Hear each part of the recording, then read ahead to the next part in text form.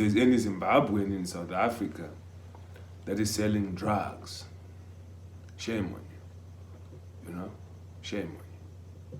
If there's any African in South Africa selling drugs to our South African brothers and sisters, shame on you. You should have shame. Why don't you do these things in your home? If there's South African brothers and sisters selling drugs to our people, shame on you. We all ought to be ashamed. So who creates these drugs?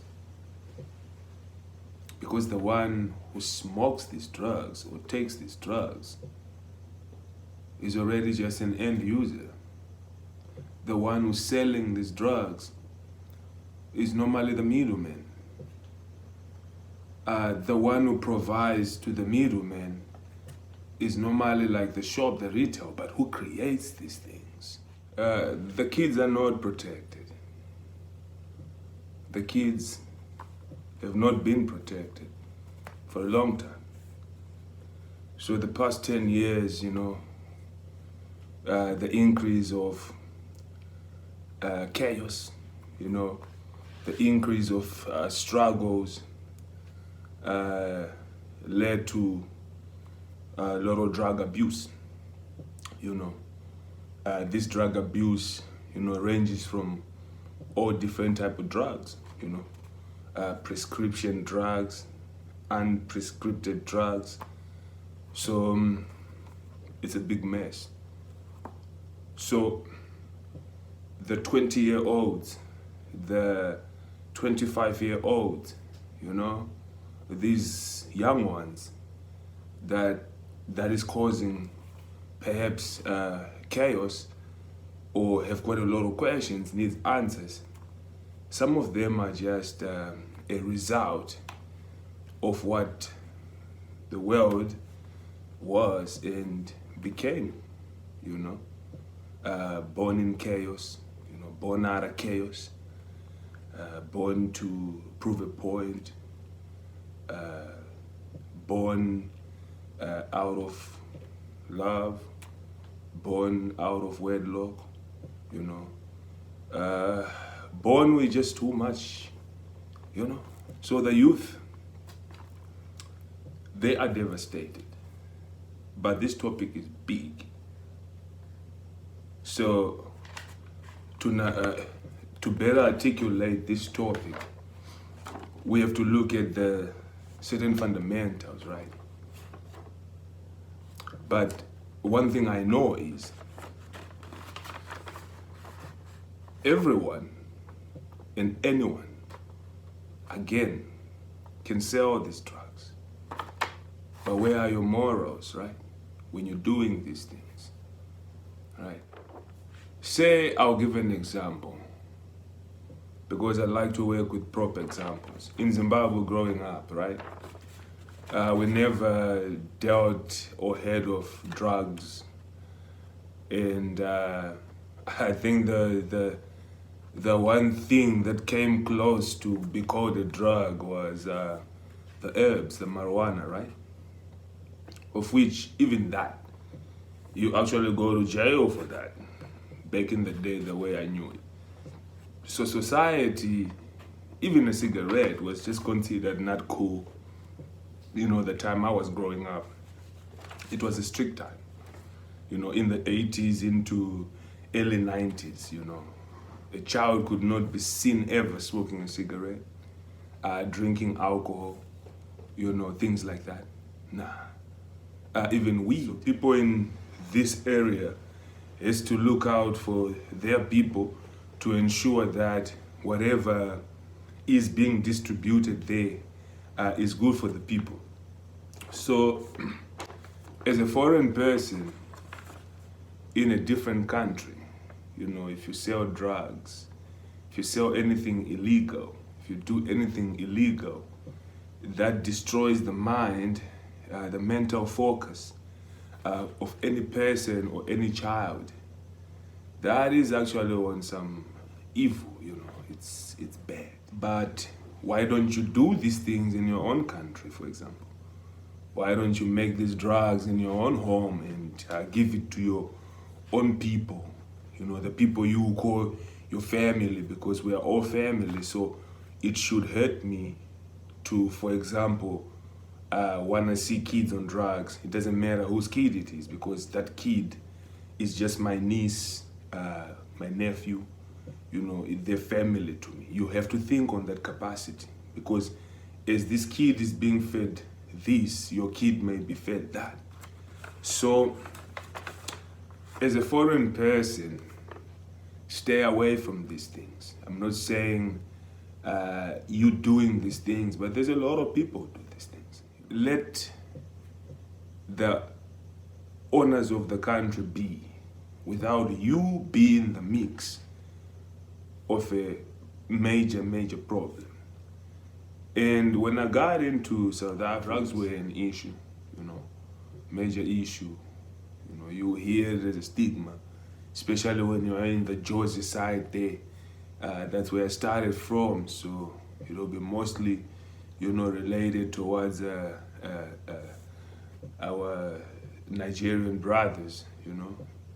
And everyone, even some of our South African brothers would do it. The Zimbabwean brothers would do it. So it's just a matter of they're dealing with their own people. So it's like the Nigerians dealing with the Nigerians, the South Africans, up until they started mixing. And this doesn't mean that it's right, but to be honest and truthful about this matter is everyone within a certain corner sells these things to their people. So society has to intervene and say, okay, what is the moral standard of, you know, what we're gonna give to the people? Because the thing of also drugs is like, which drug, you know? Because Panado is a drug, you know. I've never dealt with anything apart from the natural herb, the marijuana, which I normally take for medicinal purposes, you know. I have asthma, so I don't know of any other drug, and I don't want to, you know. I've never drank, you know, and that's just my upbringing and growing up. So I know that the younger generation, to me, didn't get that opportunity, because we could have given them that opportunity earlier, but most of us were still trying to make sense of what actually happened to Zim, you know. You're born, you're happy, and you're looking forward to becoming a man. And the next thing is you have to start to move, you know, you have to make movements that have never been seen before. So one thing I knew is the teachings that they gave us, those fundamentals, they helped me. When I came to South Africa, I knew my vision would be, you know, educate myself, you know. Even with my friends, when we were partaking in the herbs, you know, we were just giving one another herbs or moving herbs between our friends, you know. One thing is, you don't give something to someone whom you don't know, whom you don't eat with, you know, who's not your family, you know, part of your circle. It doesn't matter what it is that you're giving them. So let alone selling unprescribed drugs, you know, to various people.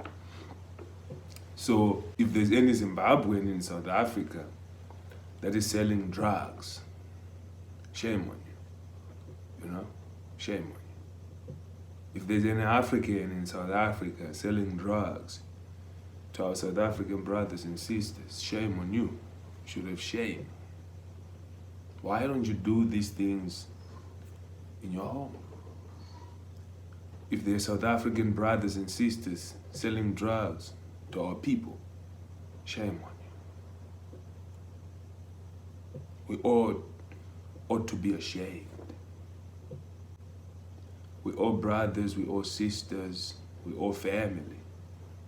We have to care for one another. So who creates these drugs?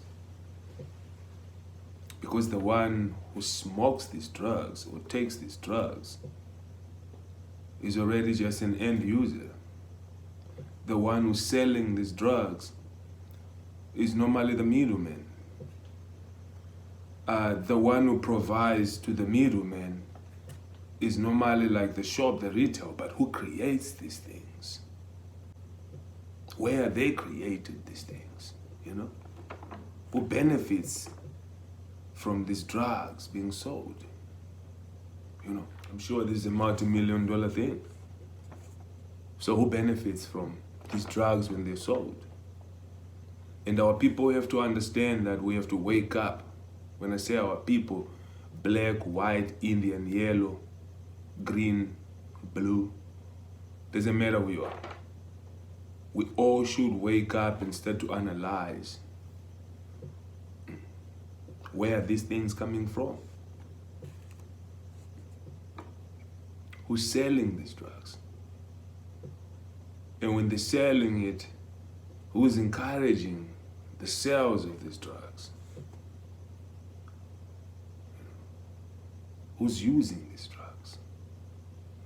Who's using these drugs and who's helping these people use these drugs?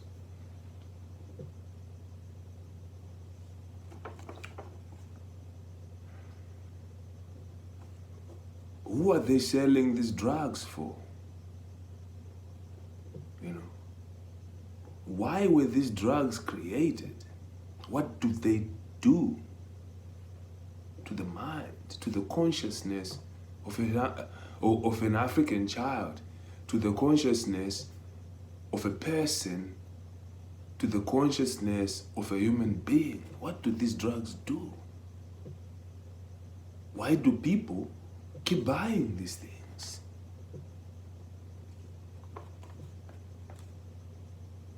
The parents, the elders, the community, law.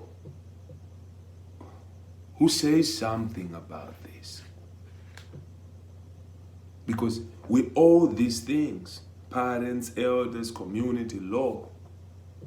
So, what are we allowing our people to have? What are we not allowing them to have?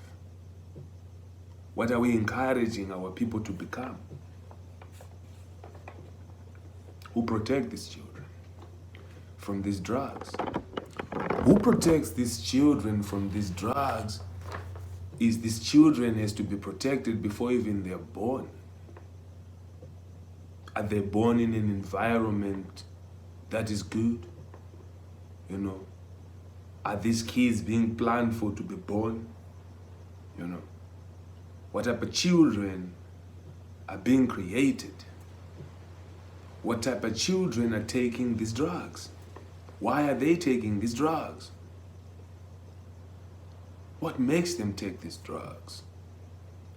Where are their backbone of education leaders, teachers around them to say, no, don't take these drugs? Who protect the society? Who monitors it? It's us, the people. So if I see a young one doing wrong, I'm going to say something. I'm going to say, hell no. You know how many times I've been asked on a real note by my youngins here, like, oh, Aya, you got some herbs? No, I ain't got no herb for you. Huh? What? How old are you? Who are you? Herb? You have to enter education to learn herb. Leave the herb alone. Jeez. Rather get prescribed medication, because the herb meditation is a whole spiritual gate which a lot of people cannot handle. So before you enter that, introspection and self-knowing is important, but that's not even the topic here. Are trends and culture influencing the drug use? What type of trends are out there? What type of music are these kids listening to? What movies are they watching? What are we pushing in their consciousness? What type of vision do we want them to have? Because all that will calculate to them wanting to use drugs. That will calculate to drugs being created. So when it comes to these trends, are they somehow encouraging this behavior whereby then the kids do not get protected? Arts and culture plays a role in society for the good or for the worst. So our artists, the people the kids look up to, what type of model are they working on? Because these kids, they watch everything we do, they watch everything you do, they idolize these things. They love the bling bling. So I want to think that these drugs, they are created majorly to influence whatever is making the money. So the television, the entertainment, these trends, they move you to move faster. And when you move faster, in human terms, in human conditions, sometimes it's impossible. So I think the dialogue here is, how do we create a society, an environment for the people? How do we create an environment for the people whereby they don't need substances? They may not even need, say, alcohol. Sometimes they can go by without having to meditate on some herb because, well, the world is peaceful that day and people are talking healing, love, and inspiration, So that goes to everyone. Can sell, distribute. If they do not have the knowledge to understand that, we're just destroying our own selves. As a kid, I realized, I needed to give people something. So when I started with the arts, in my years, I realized I love music. It's my foundation, it's my life. But I can't sell a soul, a spirit like that. So God also gave me the understanding of technology and putting things together. So I sell internet, I sell intellectual, ethical solutions, I sell plans that works, I create ideas that create a life for me without having to compromise my soul, my spiritual making, or stop me from growing my spiritual confidence of consciousness to be able to articulate, be inspired while I inspire most y'all. It took me a while to even speak, fluently in a sentence without stuttering, because as a kid I would stutter, and that was just because I didn't have a lot in my vocabulary to know what I'm saying, what I'm fighting for, working for, what my spirit structure is like. So when the kids are taking these drugs, what are they taking them for? Why are they being made? What do they do? Who's making them? Where are they being made? Is there a major corporation behind the making of these things? Who benefits from these things? What type of drugs are they making? But to conclude this, if there's any Zimbabweans in South Africa, or in any country around this world, or in Zimbabwe, selling drugs, illegal substances to the youth, to the people, you should be jailed. Because that is not what we export as a people. As an African people, I was born to believe we export knowledge, we export wisdom, we export a spiritual confidence to the people around the world, across the world. They love us for us understanding that inner spiritual confidence of knowing we can be born with less, yet we are more. But who believes that? So, for African people, Zimbabwean people, do not, I don't know who's doing it, but if there are those who are doing it, please stop. Do not partake in something that will destroy not only you, but your family, your future generation. And in this life, I mean, it's important to teach, inspire, guide a generation, because when the body stops, the spirit enters into a different realm of which all these efforts matter. That's a story we will touch on a different note. But I really want to thank my young one, Watson, for opening this type of discussion, because he asked me, what do I think about the drug use? Because in Zim, you know, they've got this broccoli, you know, this bronco. Me, the only thing I would take if I have to, now and then, for my spiritual alignment, meditation, and cooling off. You know, that's the herb, natural herb. I don't share with nobody. I don't sell to nobody. I don't want to sell to nobody. Because the herb, it's a spiritual conscious thing whereby we believe that education has to be enrolled before people put marijuana in their head, because it's a mind gate whereby you ask yourself a lot of even things you don't want to think about. Everything, you name it, you think it, you have to process it. So now it's like, how is your soul capacity and mind? How are you able to process this thing? I'll never give you food I don't take. Otherwise, I don't have to say it.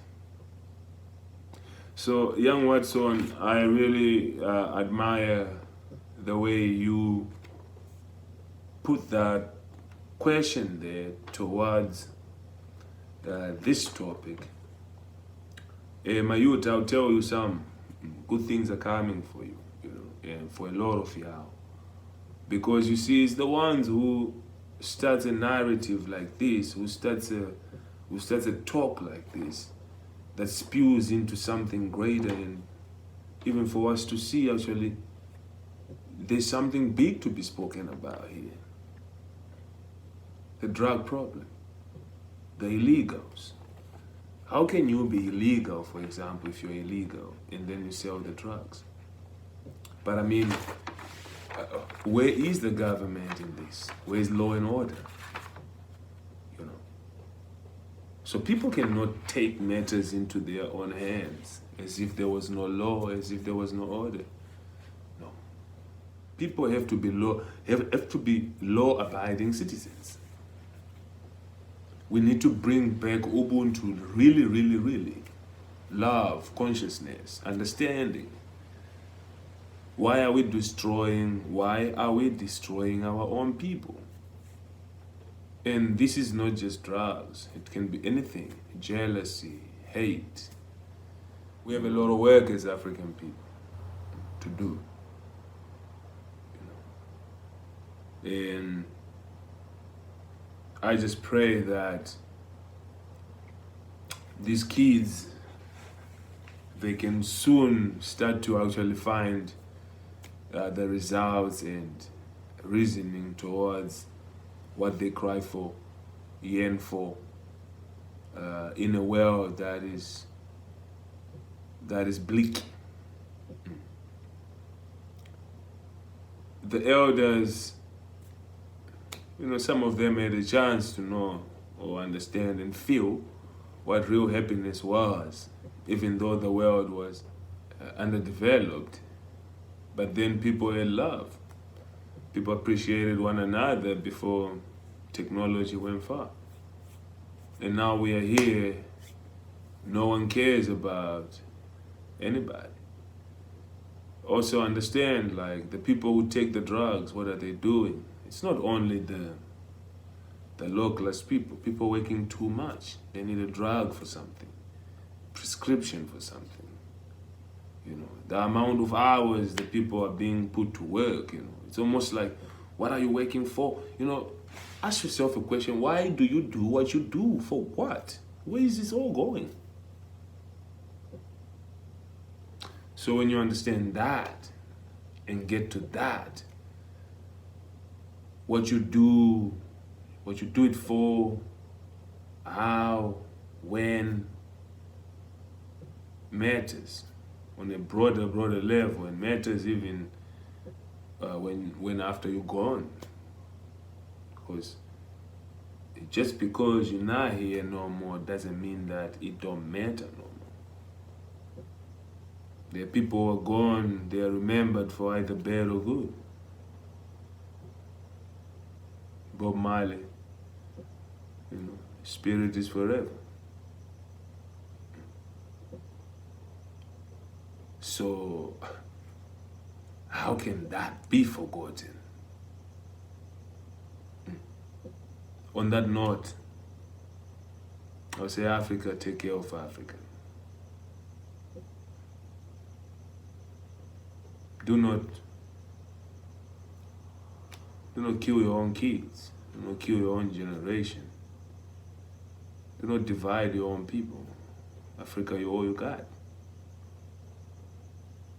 Don't be part of agendas that divide your own people. You must be part of an agenda that want to sit down and try to find what really the issue is, and try to help most people that you can, because there can never be unity, development, direction, job creation in a chaotic world, in a lawless country, in a lawless environment. Nothing good comes out of that.